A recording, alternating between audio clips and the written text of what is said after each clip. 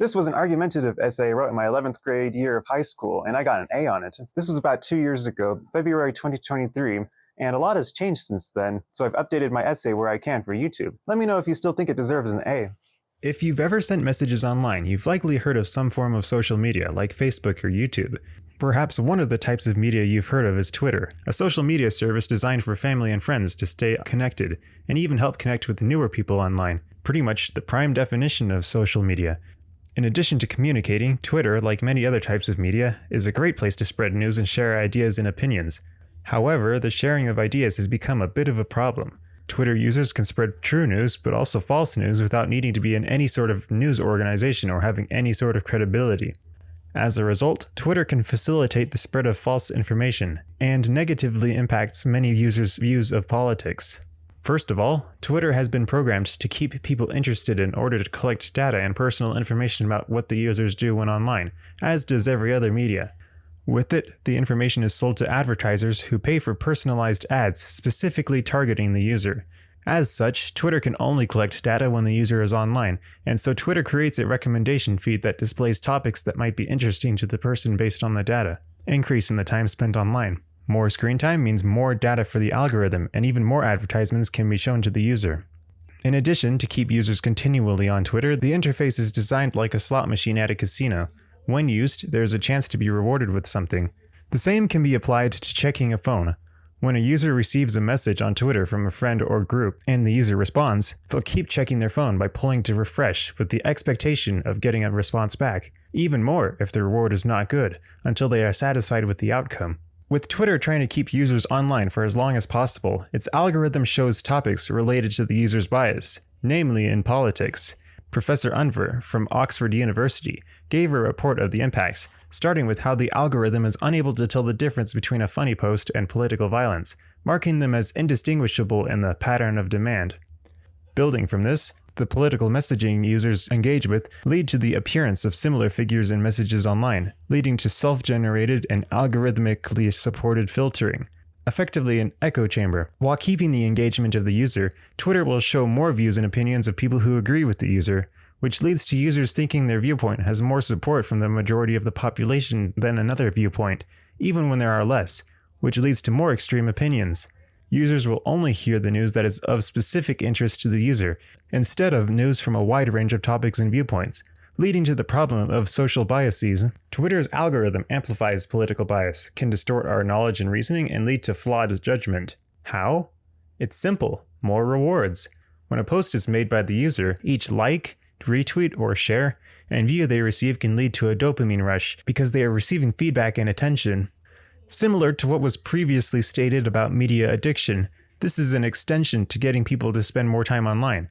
The user repeatedly wants to check the results of their latest post. In order to get even more views, retweets, and likes, the user is compelled to post more, and in some cases get thirsty for attention in any way, leading to false reasoning.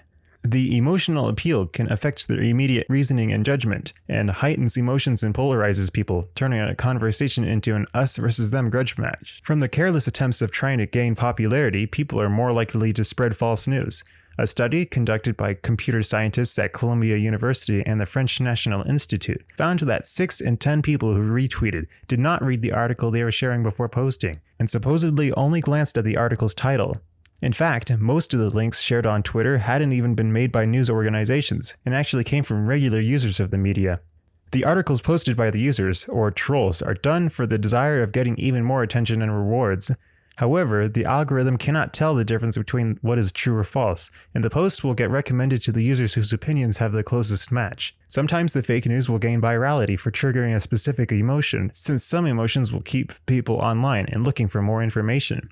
An additional result of this is the dilemma of censoring fake news. Censoring media is an equally consequential problem. In theory, censoring fake news is feasible.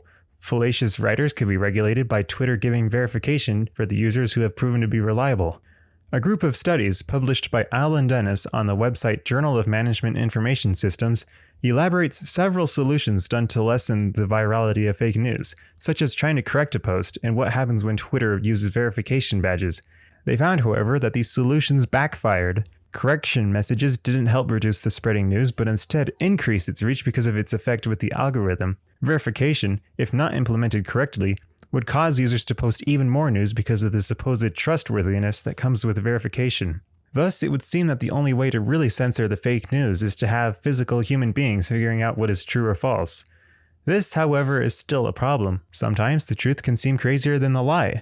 As pointed out by Damian Radcliffe, a journalist for the International Journalists Network, you could not have made up a story of how President Donald Trump wanted to buy Greenland. He did. Human judgment can lead to mistakes, making the solution to filtering false news unclear and more difficult. There is also the problem that people who do get tasked with censoring may also censor for their own benefit, which would lead to a violation of America's First Amendment, freedom of speech. Without any censoring, though, there is not much hope of reducing the problem. This is now the part of the essay where I update my past arguments. Most of them can still hold up, although now Twitter has been rebranded as X, with a new logo, new management, and half the workforce being reduced. In addition to these changes is a new way that the company has tried to make money: paid verification badges. The blue verification badge that used to go to important figures, celebrities, and organizations can now be bought by just about anyone, making trustworthy sources using Twitter much harder to differentiate from false sources. Twitter's algorithm negatively impacts users through its programming to perpetuate viral information, despite how fallacious it might be. So how can we, as users, reduce the impact of Twitter? The best possible way is to do more research regarding whatever false news comes up. Additionally, we should not limit ourselves to posts made by Twitter users for gathering information. By doing this, we can make sure that the information we are sharing is accurate and well-researched, and from a valid source. Social media is there to serve as our means to connect to one another, not as our sole source of news. And that was my essay. I'll leave a link to my original essay with its sources in the description, and the sources will be in MLA format because that's how my teacher wanted them. I also want to read your comments about this topic. Did I forget any important updates regarding X?